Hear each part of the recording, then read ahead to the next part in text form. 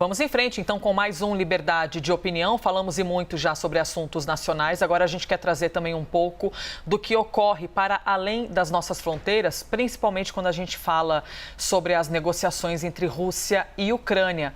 Avançaram essas negociações sobre o conflito militar que começou há mais de um mês.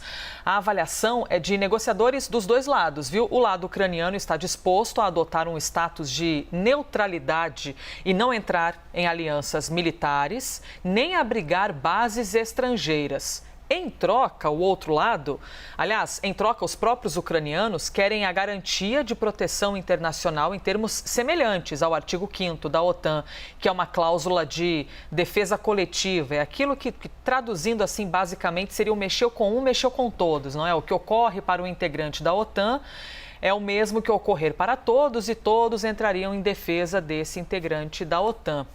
Canadá, Polônia e Turquia, que integram a Aliança Ocidental, além de Israel, poderiam estar entre os estados que garantiriam a segurança da Ucrânia, de acordo com os negociadores. A oferta também inclui um período de 15 anos de negociações bilaterais sobre o status da Crimeia.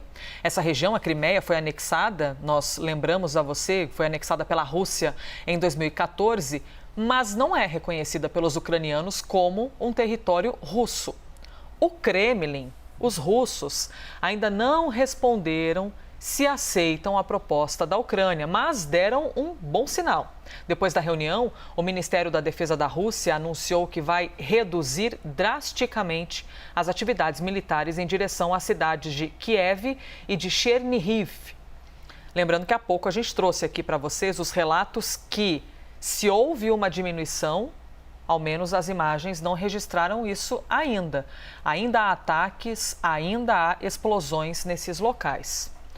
Vamos então com as opiniões aqui em nosso quadro, aqui no Liberdade de Opinião, a começar por Boris Casoy, se essa sinalização de avanço nas negociações demonstra um caminho possível para uma solução do confronto ou é só uma parte de algo estratégico, Boris?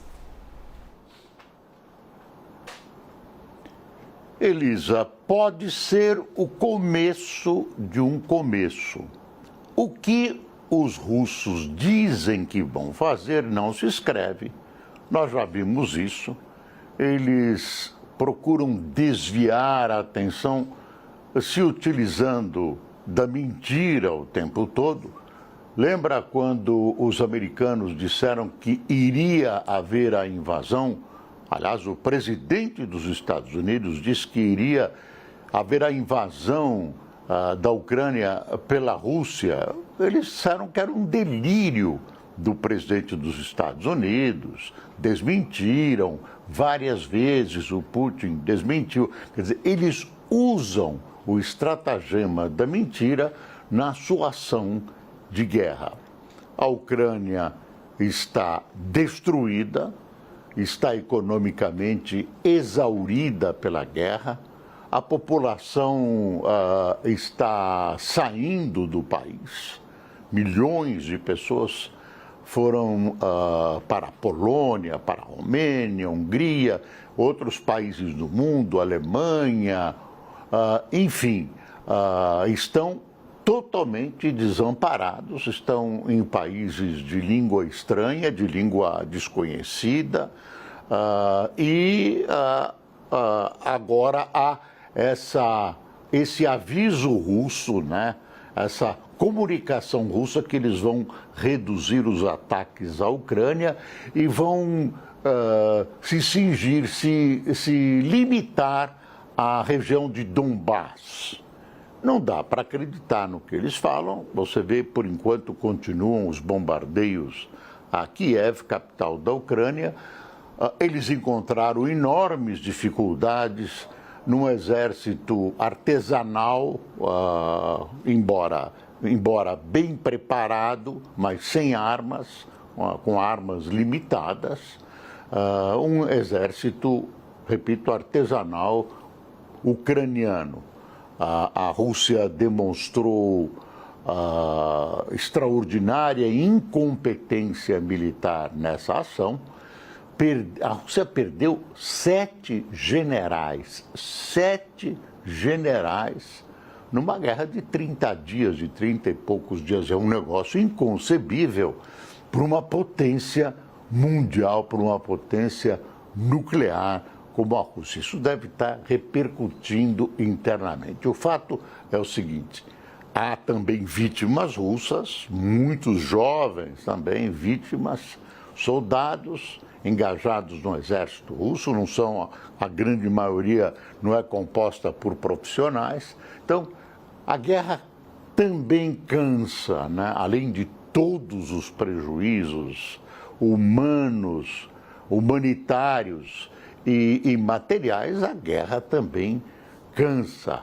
Então, vai chegar um momento que isso vai ser decidido. Agora, a Rússia quer demais, né? A Rússia invadiu a Ucrânia em 2014 para ficar com a Crimeia, tomou a Crimeia da Ucrânia e agora se sente livre para apoiar duas áreas de fala russa que reivindicam uma certa independência dentro da Ucrânia. Tem essa história de desnazificação da Ucrânia, que é uma grande bobagem russa, é um bode colocado na sala para negociação, mas aparentemente, como o cansaço está se estabelecendo, parece que essas negociações podem avançar. Essa ideia de não pertencer à OTAN, mas ter como fiadores da paz países como a Polônia, Israel, Turquia, Canadá, etc., pode ser uma fórmula bem possível de garantir, pelo menos, uma parada nos ataques russos à Ucrânia, um cessar-fogo, e para depois se discutir. Essa forma também da Crimeia por 15 anos, discutir durante 15 anos, é uma fórmula interessante. Isso pode ser aumentado ou reduzido, mas eu não vejo perspectivas de a Rússia devolver a Ucrânia devolver a Polônia para a Ucrânia. Vejo sim a Rússia como uma ameaça contínua, não só a Ucrânia, como os países que faziam parte da antiga União Soviética. Muitos deles hoje estão na OTAN, a Letônia, Estônia, Lituânia, enfim, e países também satélites, a antiga Iugoslávia, os países que formavam a antiga Iugoslávia, a República Tcheca, enfim, todos aqueles que gravitavam em torno da Rússia, em torno da antiga União Soviética. Eu acho que Putin, no fundo, não desistiu de restaurar a União Soviética, que tinha também, no fundo, o espírito do imperialismo russo, sonhado e efetivado pelos antigos tsares. É isso, Elisa. Obrigada, Boris Casoy.